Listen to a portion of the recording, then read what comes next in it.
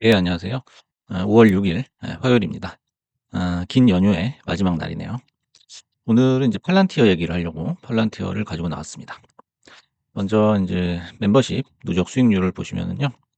어제 같은 경우에는 이제 로빈훗 마켓이죠. 거기서 약간의 수익이 나서 3.87%가 플러스가 됐습니다.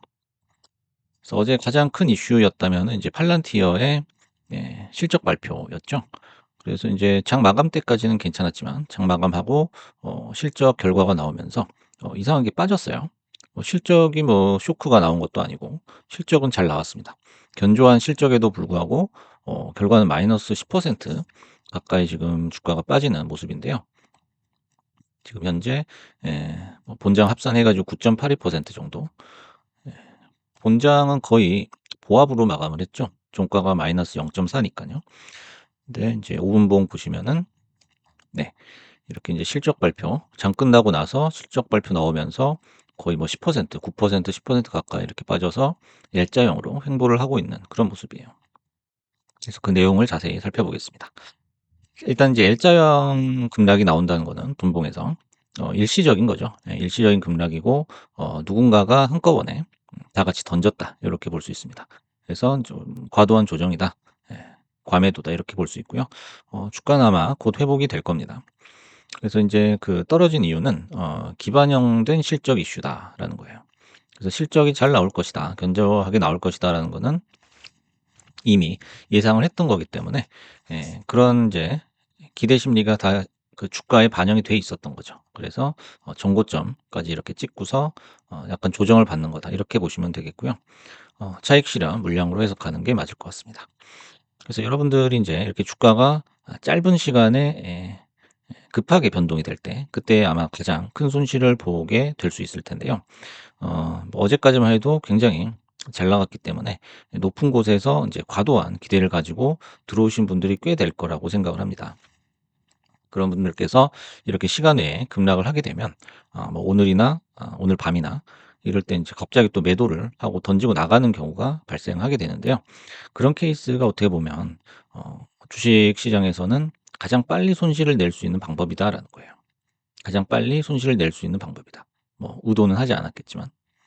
이제 반대로 가장 빨리 인제 수익을 낼 수 있는 방법은 낮은 곳에서 아무 기대 없이 매수를 하는 거죠. 그래서 올라가 주면 그냥 매도를 하는 거예요. 어떻게 보면 가장 쉬운 방법이지만 가장 어렵죠. 예, 심리적으로 접근하기가 가장 어려운 방법이기도 합니다. 그래서 인제 과거에도 비슷한 사례가 있었죠, 팔란티어는. 요때였는데 정확히 2 월이네요. 3 개월 전에 인제 24년 4 분기 실적 발표, 예, 1 년의 실적 발표, 연간 실적 발표를 했었는데 이날도 인제 시간 외에 급등을 하게 됐죠. 그래서 인제 장이 끝나고서 시동을 걸기 시작하더니 쭉쭉쭉 올라가서 요렇게 인제 상승을 했던 20%가 상승했던 경험이 있습니다. 그래서 오늘도 장이 끝날 때까지 눈치를 많이 봤어요. 눈치를 인제 많이 보다가 장중에 뭐 계속 횡보를 했었죠. 횡보하다가 장이 끝나고서 인제 엄청난 변동이 나오기 시작했는데 5 분봉 기준으로 봤을 때 음양음이란 말이에요. 이게 짝짝이라는 거는 이 엄청난 혼조세를 보여주는 겁니다. 그래서 인제 들어오는 수급과 던지고 나가는 그 힘에 엄청난 인제 겨루기가 발생을 한 거죠. 거기서 인제 음양음이 나온다면은 그다음에 또 음이 나왔죠. 그래서 요 정도에서는 아마 '물량을 대부분 던지고 나갔다.'라고 볼 수가 있겠습니다.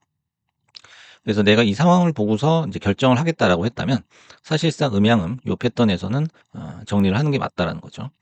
만약에 뭐 '나는 떨어지더라도 더 살 거야.' 한다면은 뭐 이런 거를 체크할 필요가 없겠지만은 이 실적 발표 결과에 따라서 단기적으로 뭔가 좀 '스탠스를 결정한다.'라고 한다면 요런 짝짝이 패턴을 해석을 할 줄 알아야 되겠죠.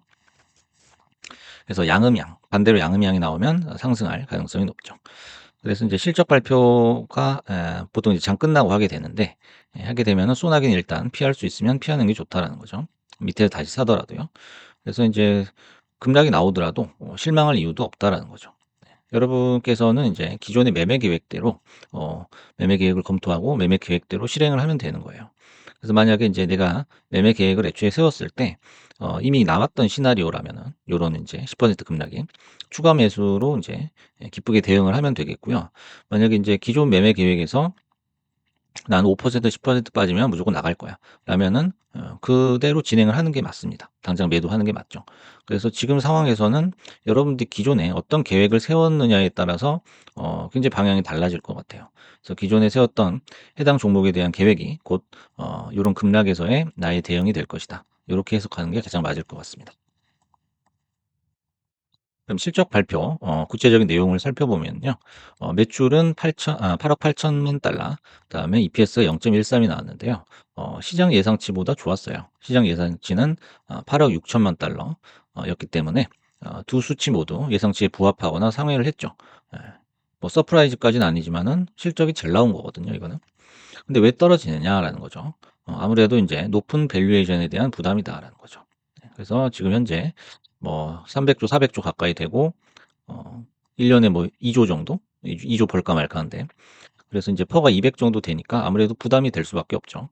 그래서 이제 퍼가 언제 부담이 되냐면 적자 기업은 사실 퍼를 산출을 할 수가 없기 때문에 퍼가 높든 낮든 뭐 시총이 높든 낮든 크게 뭐 부담이 없어요. 눈에 보이는 게 없기 때문에. 하지만 이제 돈을 벌기 시작할 때 흑자 전환이 되고 돈을 벌기 시작할 때는 에, 퍼 그 PER 수치가 바로바로 나오기 때문에 요거에 대해서 좀 부담을 가질 수 있다는 거예요. 그래서 투자자들이 이때서부터는 냉정하게 접근을 하게 되죠. 그래서 PER이 뭐 100, 200, 300, 400, 500 이렇게 나올 수는 있어요. 하지만 이게 오래 지속되기는 힘들다라는 거죠. 예. 그래서 요거를 반영했다라고 볼 수 있어요. 그러면 이제 PER을 조정하려면 어떻게 되느냐? 결국엔 이제 주가가 조정을 받을 수밖에 없어요. 예. 이걸 통해서 PER 부담이 해소가 되는 거죠. 그래서 이제 털고 가는 모양새고 다시 또 상승하려면은 얼마간의 시간이 필요할 것이다라는 거죠. 그래서 주식시장도 마찬가지로 주식시장의 모든 문제들이 해결이 되려면 시간이 필요하다라는 겁니다. 그래서 팔란티어의 1분기 총 매출은 전년 동기보다 거의 40% 가까이 증가를 했어요. 예, 많이 증가를 했죠. 그리고 순이익은 어 2억 1천만 달러로 증가를 했는데 전년 동기인 1억 5백만 달러보다 많이 증가를 했죠. 그래서 이제 CEO가 이렇게 얘기를 했습니다. "우리는 AI 시대에 현대 기업을 위한 운영 체제를 제공하고 있다. 그리고 현재 우리 소프트웨어가 채택되는 정도는 거의 뭐 지각 변동 수준의 전환기에 있다."라고 말했습니다. 그래서 뭐 "비전이 밝다. 비전이 좋다."라고 해석을 할 수가 있겠죠. 그래서 이제 회사의 펀더멘털이나 성장성에 어떤 뭐 심각한 문제가 있어 가지고 지금 주가가 떨어진 게 아니다라는 거예요. 예, 오히려 기회가 될 수도 있다라는 거죠.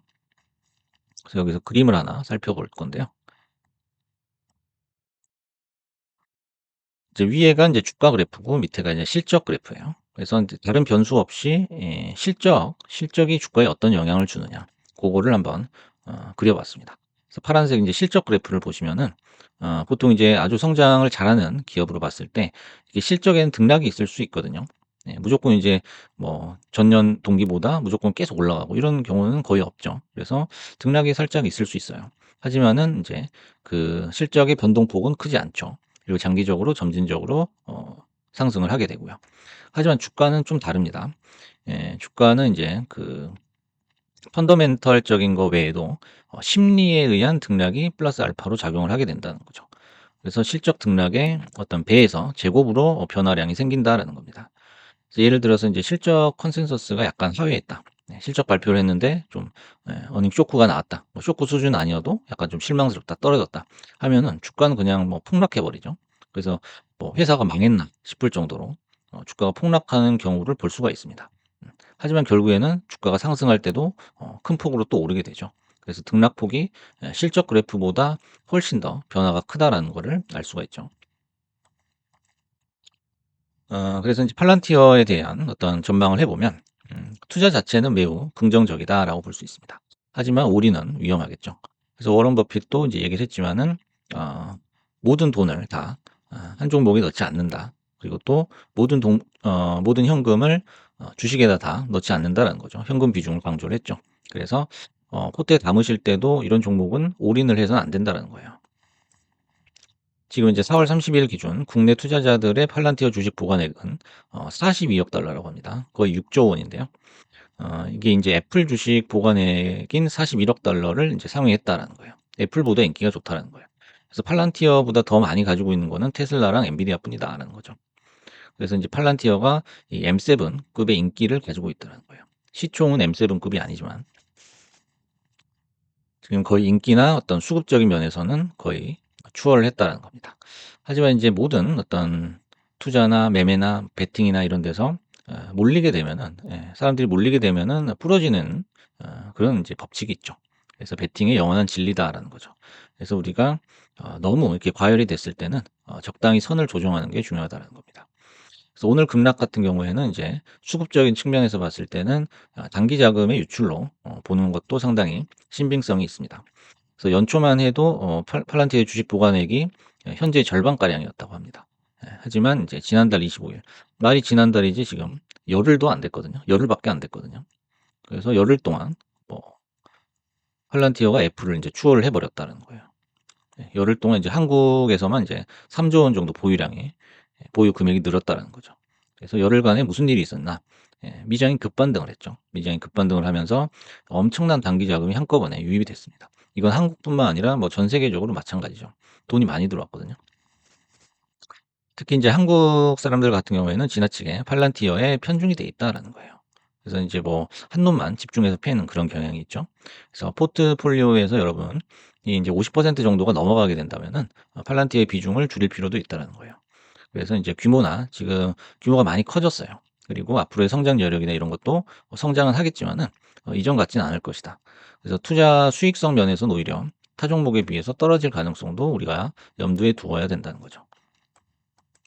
그래서 마지막으로 차트만 놓고 봤을 때는 현재 쌍봉을 찍고 내려가는 그런 모양새가 나올 수도 있다라는 거죠. 하지만 인제 전체적인 추세는 쉽게 꺾이지 않을 종목이고요. 사실상 이런 엄청난 수급과 관심을 가지고 있다면은 어떤 악재가 있어도 그걸 좋게 해석하려고 하는 그런 경향을 많이 볼 수가 있습니다. 그리고 인제 3 개월 이후 인제 2 분기 실적이 또 중요하게 되겠죠. 현재 인제 월가 평균 이제 목표 주가는 12 개월 목표 주가는 $92 정도로 지금 평균이 나온다고 합니다. 그래서 지금 현재 주가보다 낮은 이유는 이 그 월가에서 인제 고PER 종목에 대한 어떤 보수적인 관점이 많이 개입을 하거든요. 그래서 고렇게 계산된 수치라고 보시면 되겠고요. 제가 봤을 때는 한 100 에서 $105 까지 조정을 받은 후에 다시 또 인제 상승을 하게 될 것이다라는 거고, 130 에서 $140 선에서는 인제 산중턱을 형성할 가능성도 있다는 거죠. 그래서 이 산중턱이라는 게 뭐냐면, 음 이제 어느 정도 오르게 되면은 이제 추가 매수가 애매한 구간이 있어요. 어 '살려면 진작 샀어야 되는데 좀 늦지 않았나?' 요렇게 주저하는 그런 구간이 생기거든요. 그리고 인제 기존의 투자자들, 보유하신 분들도 인제 엑시트하는 투자자도 인제 생각보다 많지 않아요. 많지 않기 때문에 조정을 또 받지도 않아요. 그래서 장기적인 투자자도 늘고 해 가지고 주가가 횡보하는 경향이 있습니다.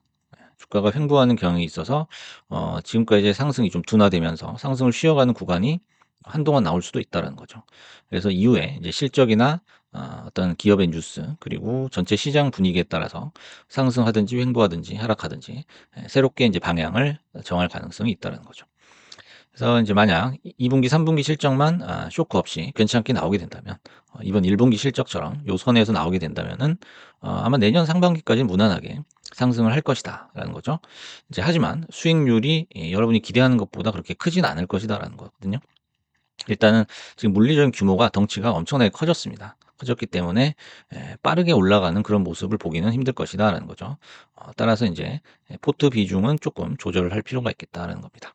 그래서 오늘은 이제 팔란티어 실적 발표 이후에 급락한 팔란티어에 대해서 한번 분석을 해 봤습니다. 감사합니다.